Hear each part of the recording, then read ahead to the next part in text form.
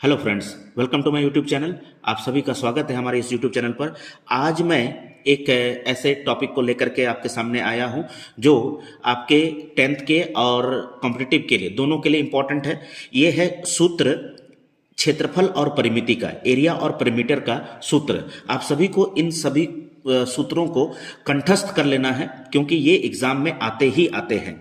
तो आपको वैल्यू दे दिए रहते हैं, अगर आपको सूत्र नहीं पता होगा तो आप इसको बना नहीं सकते हैं। तो आइए शुरू करते हैं। आयत का क्षेत्रफल, आयत का क्षेत्रफल होता है लंबाई गुना चौड़ाई। इसको हम लोग L इंटू बी भी कहते हैं। उसी तरह से अगला हम लोग देखेंगे आयत का परिमाप। ये आयत के बारे में ही बता रहा हूं, इसलिए ये आयत का ही है। तो आयत आयत मैं बार बार नहीं लिख रहा हूं, सिर्फ मैं परिमाप लिखा हूं, विकर्ण लिखा हूं। तो आयत का परिमाप ये हो जाएगा 2 गुना लंबाई जोड़ चौड़ाई। याद रखिएगा, L और B लंबाई चौड़ाई है। उसके बाद आयत का विकर्ण ये होता है √L² प्लस B²। L और B आपको बार बार बता रहा हूं कि क्या है, लंबाई और चौड़ाई है। आगे वर्ग के बारे में, तो वर्ग का विकर्ण, तो इसका विकर्ण होता है भुजा स्क्वायर, जिसको हम लोग A² भी बोलते हैं। A मतलब भुजा। आगे है इसका विकर्ण अगर निकालेंगे तो ये होता है √2a होता है। A अलग से होगा, √2 अलग होगा। आगे उसका परिमाप 4 गुना भुजा होता है। A मतलब भुजा।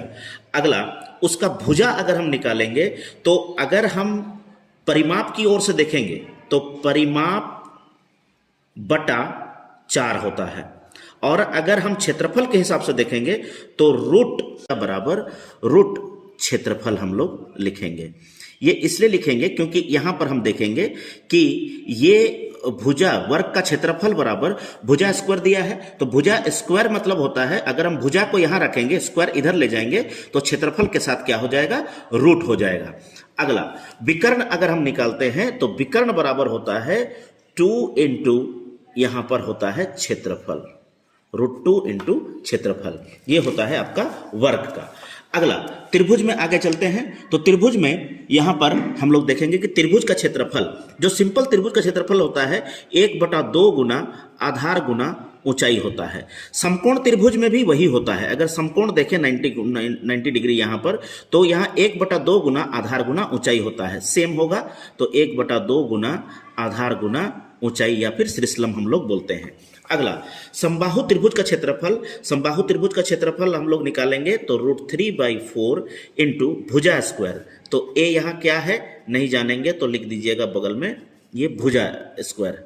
विषम बाहु अगर हम निकालते हैं, देखो विषम बाहु अगर हम निकालते हैं तो कोई भी भुजा समान नहीं होता है। A B C तीनों अलग अलग होगा। अगर ये तीनों को अगर भुजा हम मान लें तो यहां पर निकालते हैं S बराबर A plus B plus C बटा 2। और इसको हम लोग हीरोन्स सूत्र भी बोलते हैं, हीरोन्स सूत्र भी बोलते हैं, हीरोन्स फॉर्मूला भी बोलते हैं। तो इसको निकालने के लिए इसका क्षेत्रफल कैसे निकालते हैं, S √S into S minus A, S minus B, S minus C, ये हम लोग निकालते हैं। और S कैसे निकालेंगे यहां मैंने आपको बता दिया है। S बराबर जो भुजा दी होगी बटा 2 करेंगे। आगे समद्विबाहु त्रिभुज, समद्विबाहु त्रिभुज का क्षेत्रफल निकालने के लिए ये फॉर्मूला आपको बहुत जगह पर नहीं बताया जाता है। मैं आपको बता रहा हूं कि इसमें समद्विबाहु मतलब क्या होगा, 2 भुजा समान होंगे। जैसे मान लो A है और नीचे अगर B है, ये समद्विबाहु है, तो इसका फॉर्मूला हम लोग निकालेंगे B/4 करेंगे, √, यहां पर 4 इंटू A² माइनस B²। तो A जो आपको 2 भुजा समान दी गई है वो, और B जो भुजा आपका समान नहीं है वो।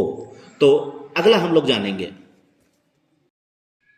अगला चतुर्भुज का। चतुर्भुज का भी कुछ क्वेश्चंस आपको एग्जाम में बहुधा पूछा जाता है। समांतर चतुर्भुज का क्षेत्रफल क्या होता है, समांतर चतुर्भुज का क्षेत्रफल होता है आधार गुना ऊंचाई, ये फॉर्मूला है। समलंब चतुर्भुज का क्षेत्रफल क्या होता है, तो 1/2 गुना समांतर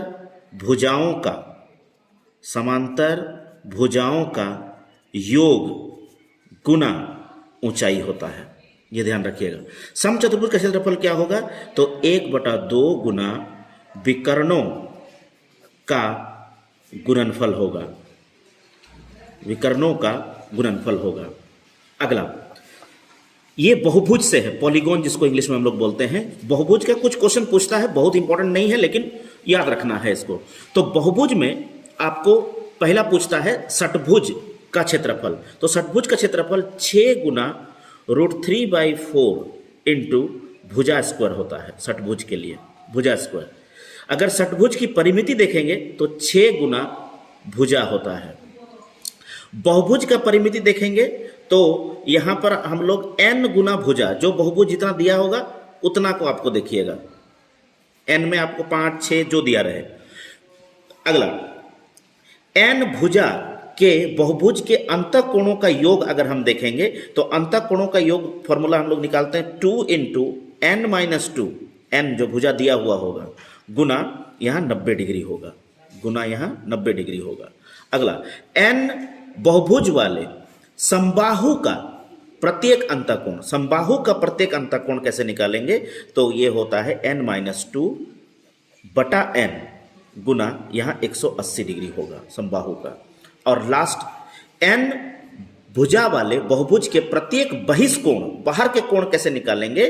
तो ये हो जाएगा 360 डिग्री बटा n, n जो जितना भुजा आपको दिया हुआ होगा। आई होप आपको क्लियर हुआ होगा। और ये सभी क्वेश्चंस जो सूत्र मैं आपको बताया हूं, इसको लर्न बाय हार्ट कर लीजिए, दिमाग में रख लीजिए, आप किसी पेज में लिख करके इसको दीवार में साट दीजिए, ताकि ये आपको बार बार आप उसको देखते रहें और इसको कंठस्थ कर लें, क्योंकि ये एग्जाम में पूछता ही पूछता है और फॉर्मूला नहीं जानने की वजह से हम क्वेश्चंस को नहीं बना पाते हैं।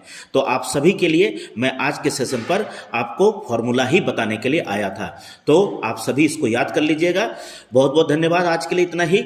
और आप सभी हमारे चैनल से जुड़े रहें, लाइक करें, सब्सक्राइब करें और कमेंट अवश्य करें। आपको क्या समस्या हो रही है हमें जरूर बताएं। बहुत बहुत धन्यवाद, थैंक यू।